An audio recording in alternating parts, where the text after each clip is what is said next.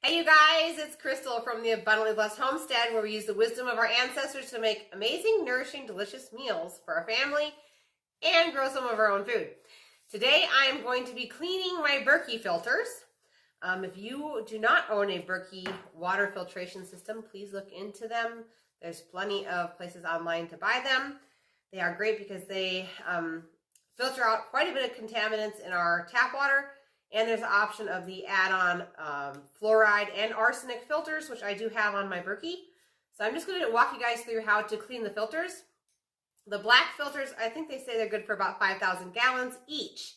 So my big Berkey over here, I believe this is a royal size, has 4 of the 5,000 gallon filters on the top, and it has 4 fluoride filters on the bottom.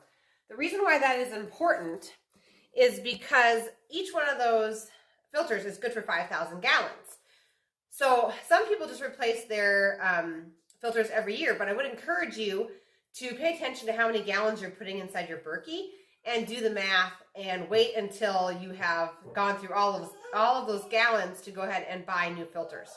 So I'm going to go ahead and turn this around. I'm going to show you guys what I usually do to clean these filters. Okay, so the first step is to go ahead and take off the lid of your Berkey. That is one of the nice things about a Berkey water filtration system, is that it is gravity fed. It does not require electricity or water pressure to function.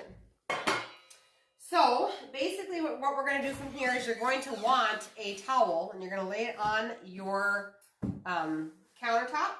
And then I'm going to simply lift this top portion of the Berkey out. This is obviously as empty as I possibly could make it. It's already cycled through, and you'll see right there those white filters on the bottom are the arsenic fluoride filters. And I'm just going to ease this down onto my counter and dump the unfiltered water down the drain. Okay.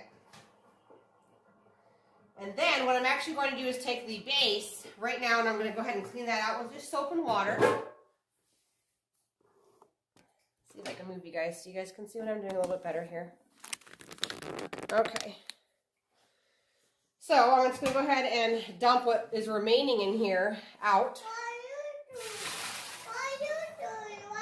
I'm cleaning my Berkey filter. I'm showing them how to clean a Berkey filter. Okay, I'm just going to get a clean rag and some mild dish soap, which I buy from Azure Standard. I'm going to go ahead and just clean it like you would any other dish. Even though this is the filtered portion, it does get a little film on it, and sometimes some sediment. So I just like to wash it on out just as a way to kind of reset the system, make sure we're getting healthy, clean water in the bottom. So I'm just going to rinse this on out. And then we're going to go to the next important part of cleaning those filters. Now, why would you want to clean your filter? Well, if you're using your Berkey water filter and you notice that the filtration system isn't quite filtering fast enough like it used to, it has slowed down quite a bit, that would be one of your warning signs that you do need to clean the filters. So, let's back you guys back on up, and I will show you how I do this. Okay, so we go ahead and these filters screw off counterclockwise, so I'm just going to go ahead and screw them off. And these fluoride filters are not good for as many gallons as the black. It's okay, you're fine. As the black filters. So these will need to be replaced a lot sooner. If I remember right, I think they're only good for 3,000 gallons. But don't quote me on that. All the information is on the website. Like I said, there's several Berkey dealers online that you can buy new filters from. So, just going to unscrew this. There we go.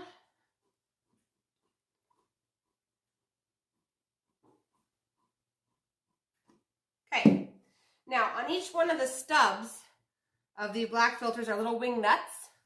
And you would know this because when you put it together, you would have had to put these on. So we're just gonna, I have my arm inside the filter on this other end, and I'm simply just holding on to the black filter on the inside while I unscrew the wing nut on the outside, just so that the filter doesn't crash and crack and get damaged in the process of loosening it. And now that the wing nut's off, I'm just gonna remove the filter. Okay, so I don't know if you guys can see this on camera, but this is pretty dirty. You can see some buildup on it. Okay, so I'm going to take it over here to the sink and we will get these washed on up. I'll show you how to do it. Okay, so for the actual scrubbing part, you're either going to need a clean scrub brush or a Scotch-Brite scrub pad with the green scrubby. And all we're going to do is just simply scrub each one of the filters, and this removes the buildup from your tap water off of the filter. So I'm going to go ahead and I'm going to do all 4 of them this way, and then I'll bring you guys back. Okay, so the next step, after you've scrubbed all of your filters with either a Scotch-Brite green pad or a clean brush, is to use one of the priming buttons that they sent with your original filters when you purchased the filters. They would have sent this little priming button, 1 or 2 of them inside your package. This is for repriming your filters. So you cannot scrub these filters if you do not have this. So make sure that when you buy your Berkey filters, you're saving this priming button. So then we're just simply going to reprime the filter. So we just put the priming button on the top. And this is the part where you soak your entire kitchen. And we just turn the water on a little bit, and you'll see all of the air get pushed out of the filter. And you'll see a bunch of bubbles come to the surface on your actual filter. So this one is done. Basically what we're doing is we're flushing the air out of each one of these,